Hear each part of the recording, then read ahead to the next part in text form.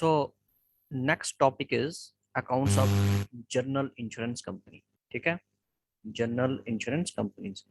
तो इसमें कौन कौन से अकाउंट्स बनेंगे जनरल इंश्योरेंस कंपनीज में? जैसे मैंने आपको बताया था, फायर इंश्योरेंस। ठीक है, एक आ गया दूसरा मैरीन इंश्योरेंस। ठीक है, उसके बाद व्हीकल इंश्योरेंस। ठीक है, ये सारे इंश्योरेंस जो अदर देन लाइफ, ठीक है, अदर देन जो लाइफ है, जितने भी इंश्योरेंस है वो किस में आ जाएंगे? आपके जनरल इंश्योरेंस में। ठीक है, अच्छा, इसमें अकाउंट्स कौन कौन से बनेंगे? अकाउंट्स इसमें वही बनेंगे जो हमने फायर इंश्योरेंस में बनाए। जैसे कि रेवेन्यू अकाउंट बनेगा एक आपका। ठीक है, दूसरा बनेगा आपका, एक बैलेंस शीट बनेगी आपकी। ठीक है, और एक बनेगा प्रॉफिट एंड लॉस अकाउंट। ठीक है, सो मेन जो है वो कौन से हैं? ये revenue account and balance sheet. ठीक है, और इनके शेड्यूल्स। ठीक है, ये लगभग आपका जो रेवेन्यू अकाउंट है और जो बैलेंस शीट है ये बिल्कुल वैसे ही बनेगी जैसे हमने अभी तक लाइफ इंश्योरेंस के केस में देखा। लेकिन ठीक है, बट सिर्फ एक डिफरेंस है थोड़ा सा यहाँ पर रेवेन्यू अकाउंट में। ठीक है, आपकी जो कमीशन का जो शेड्यूल है, ठीक है, कमीशन का जो शेड्यूल है वो आपका लाइफ इंश्योरेंस के केस में क्या था? 2। ठीक है, और इस केस में कितना है? वो 3। वो हम देखेंगे आगे भी। और क्लेम्स एनकर्ड, ठीक है, या बेनिफिट्स पेड जिसको हम बोलेंगे, उसका शेड्यूल क्या बन जाएगा? 2 बन जाएगा। किस केस में? जनरल इंश्योरेंस के केस में। ठीक है, क्लेम्स। ठीक है, सो कंफ्यूज होने की बात नहीं है। हम इसको देख लेते हैं कि कैसे कैसे करना हमने। अब देखो यहाँ पर ये क्या है? रेवेन्यू अकाउंट है। ठीक है, ये है रेवेन्यू अकाउंट आपका। तो रेवेन्यू अकाउंट बिल्कुल वैसे ही बनेगा जैसे हमने किस में बनाया था, लाइफ इंश्योरेंस के केस में। तो लेकिन इसमें नाम क्या देंगे हम? Form B R A. Form B R A. उसमें हमने क्या नाम दिया था? अगर मैं आपको दिखाऊं तो just wait.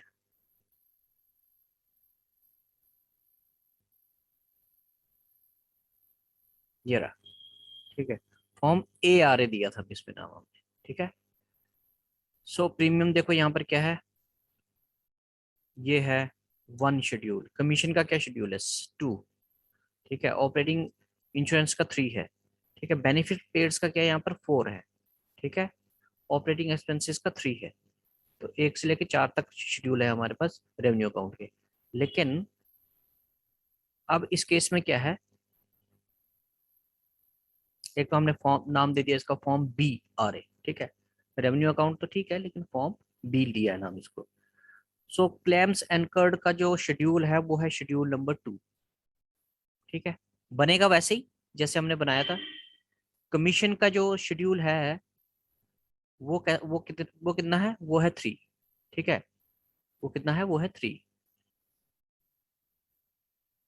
Next is operating expenses related to insurance business, उसका है 4। ठीक है, वो उस केस में भी 4 ही था। नेक्स्ट, ये टोटल आ जाएगा यहाँ पर। ठीक है, बाकी वैसे ही है जैसे हमने बाकी चीजें की थी। Next is,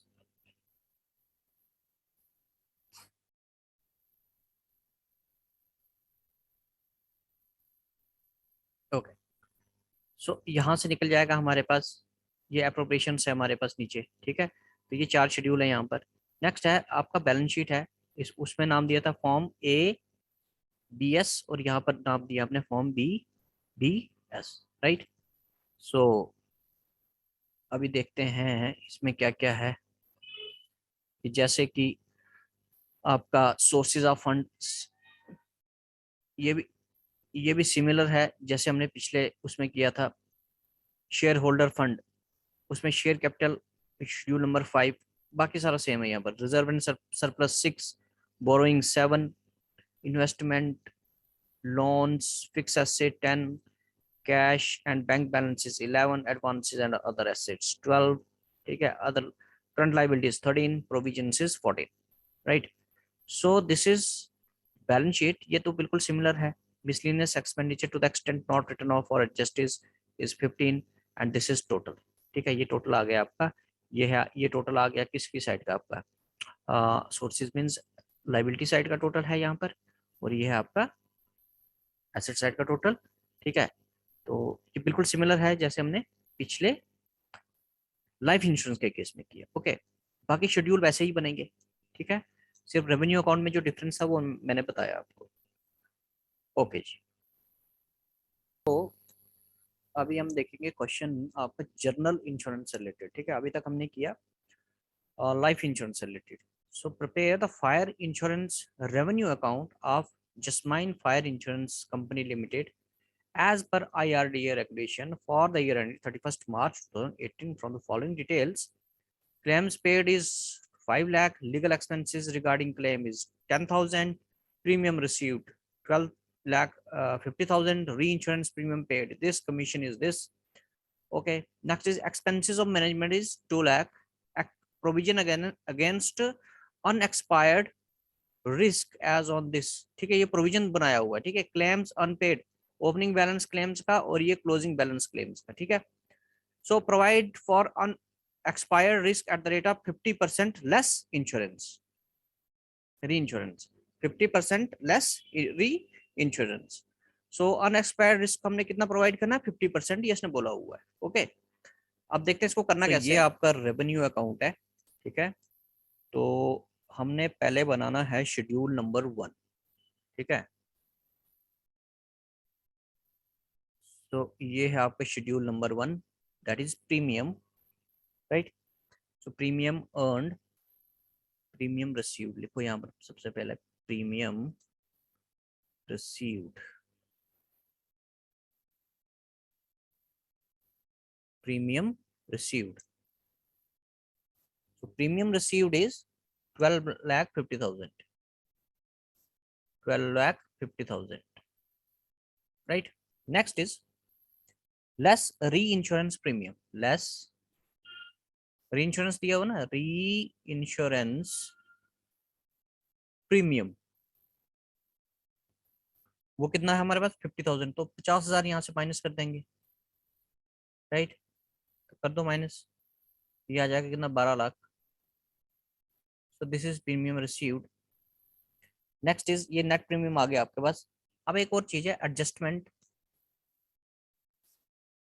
adjustment for changes in reserve for unexpired risk. Unexpired जो रिस्क है उसकी एडजस्टमेंट करनी है हमने. ठीक है, तो उसके लिए हम एक वर्किंग नोट बना देते हैं यहाँ पर, वर्किंग नोट. तो वर्किंग नोट किसके रिगार्डिंग है, change in the provision for unexpired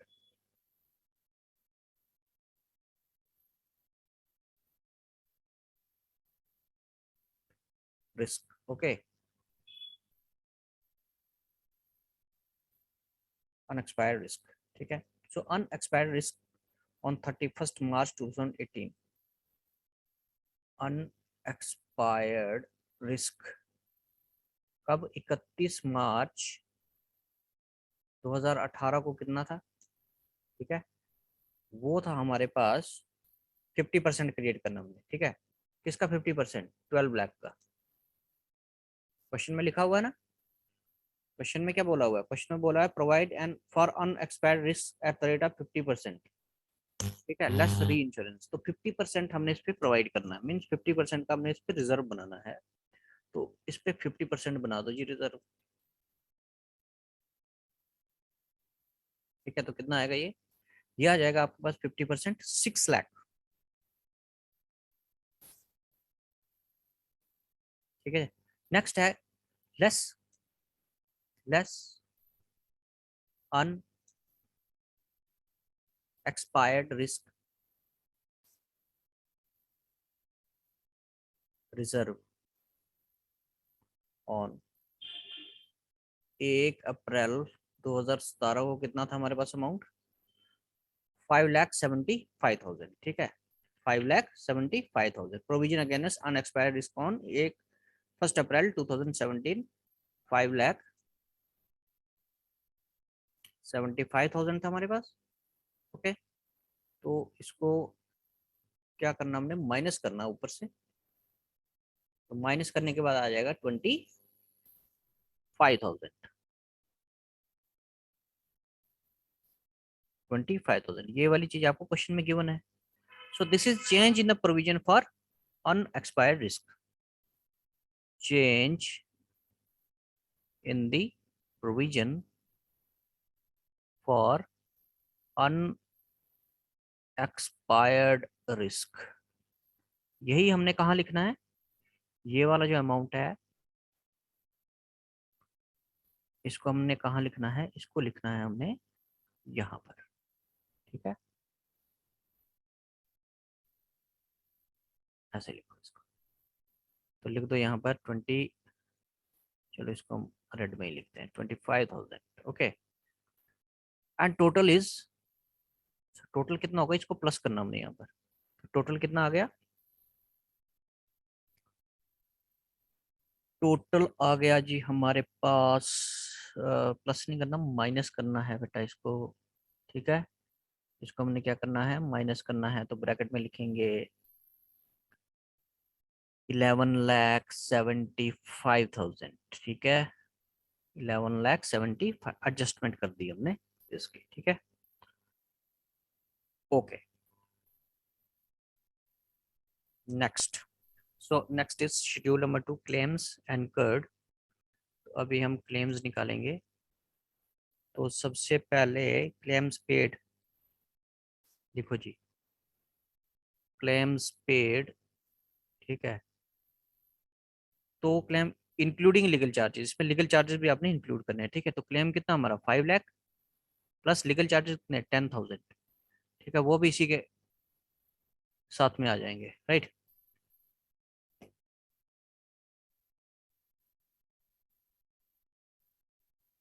सो ये कितना आ जाएगा आपका? 5,10,000, 5 lakh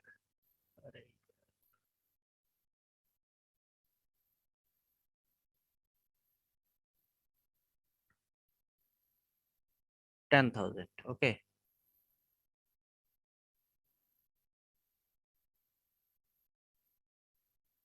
next is add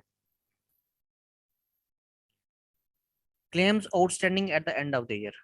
Add claims outstanding at the end of the year. ठीक है, end of the year means 31 मार्च 2018। वो कितने हैं हमारे पास? 80,000 की क्वेश्चन में गिवन है आपको। ठीक है, इसको आप ऐड करो। तो टोटल क्लेम कितना हो गया हमारा? 5,90,000। ठीक है, less claim outstanding at the beginning of the year, less claims outstanding on कब? 1/4/2017 को। वो थे कितने? 50,000, 50,000। ठीक है, माइनस करेंगे इसको हम। तो माइनस करके आ जाएगा हमारे पास 5,40,000। तो this is nothing but total claims, total claims. ठीक है, जो पे किए हमने incurred, right. Next, schedule number 3 is commission. So commission paid given है सीधा ही आपके पास। इसको लिखो कमीशन पेड।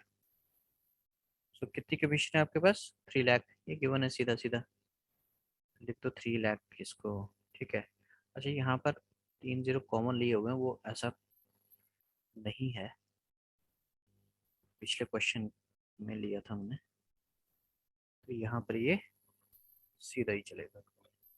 ओके, नेक्स्ट, ये हो गया कमीशन पेड आपका। ठीक है, तो तो यही आपका क्या है, टोटल भी।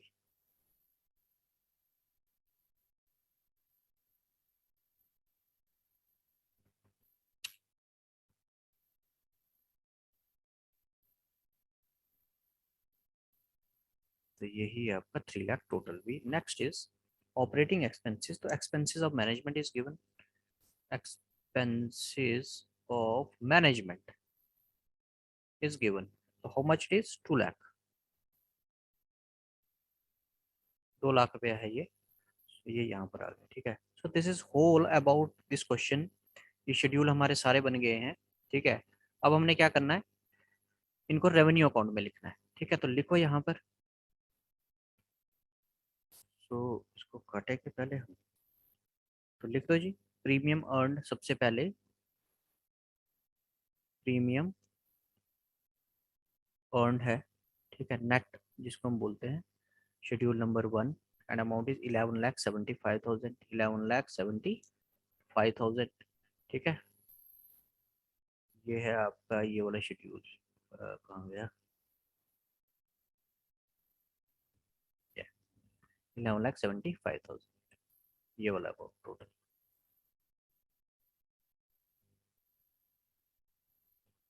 Okay, next, other income. Other income, schedule number नहीं है कुछ भी ये, तीसरा, interest dividend and rent, interest dividend and rent, ठीक है। वो भी नहीं है कुछ हमारे पास। So total of a, your total 11,75,000 as it is. Next is claims incurred.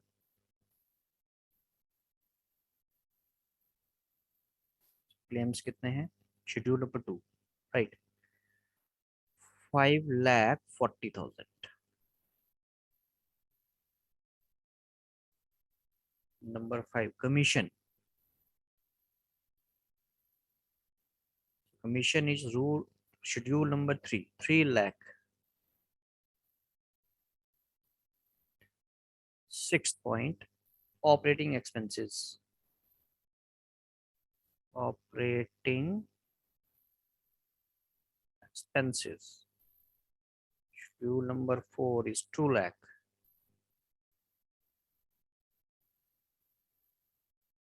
Total 10,40,000।